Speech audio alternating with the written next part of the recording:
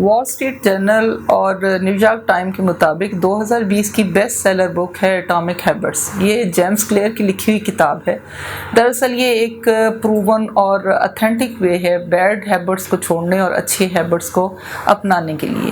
اس بک کو پڑھنے کے بعد میں نے اپنے اندر بہت مثبت چینجز پائیں اور دل چاہا یہ کتاب سبھی لوگ پڑھیں۔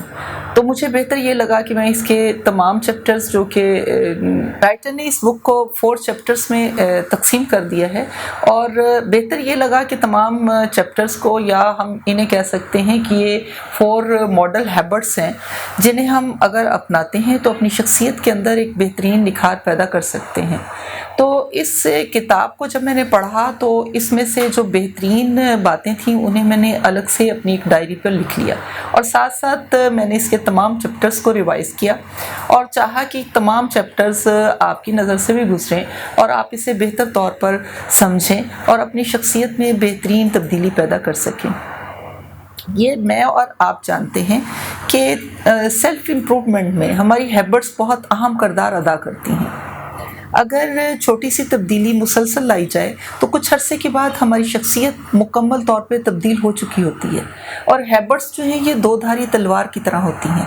اگر یہ اچھی ہیبٹس ہیں تو نہ صرف یہ آپ کا فیوچر سکیور کرتی ہیں بلکہ آپ کا پریزنٹ بھی انتہائی خوشگوار بناتی ہیں، اور اگر یہ ہیبٹس بری ہیں تو ایٹ دیٹ سچویشن یہ آپ کے مخالف اٹھ کے کھڑی ہو جاتی ہیں، نہ صرف آپ کو ہراتی ہیں، آپ کا فیوچر بھی انسکیور کر دیتی ہیں۔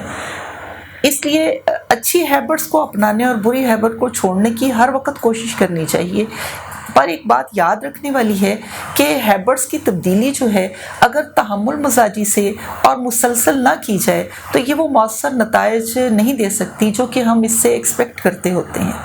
ہمیں چاہیے کہ ہم اپنی ہیبٹس میں تبدیلی ہمیں چاہیے کہ ہم ہیبٹس کی تبدیلی کے عمل کو مسلسل کریں، اور اگر ہم اسے مسلسل کرتے ہیں تو پھر ہماری شخصیت کے اندر بھی بہت بڑی تبدیلی واقع ہوتی ہے۔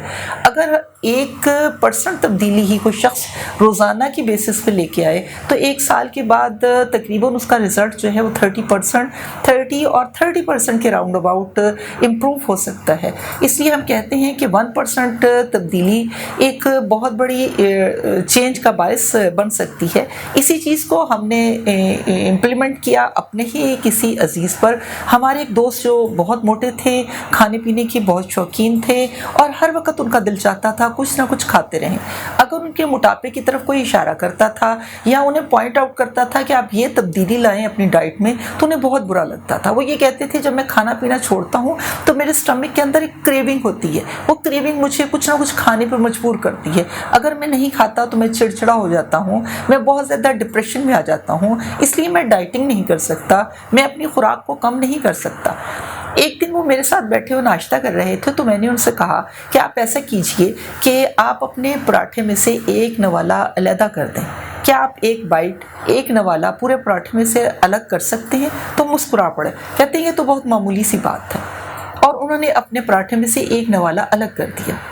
کچھ ہفتہ اسی طرح ایک نوالا ہی ان کے پراٹھے سے کم کروایا گیا۔ نیکسٹ ویک سے ان سے یہ کہا گیا کہ آپ 2 نوالے کم کر لیں۔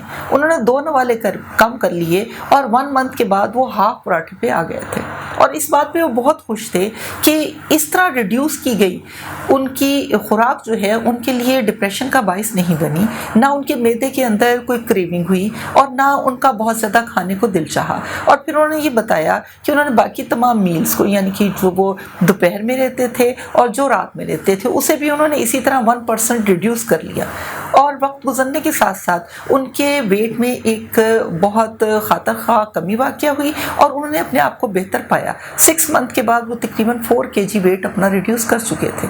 اور اگر آپ بھی چاہتے ہیں کہ آپ اپنے اندر 1% تبدیلی لا کے ایک بہترین شخصیت بن جائیے تو چلیے ہمارے ساتھ، اور دوبارہ ملیں گے اٹامک ہیبٹ کے نیکسٹ چیپٹر کے ساتھ انشاءاللہ۔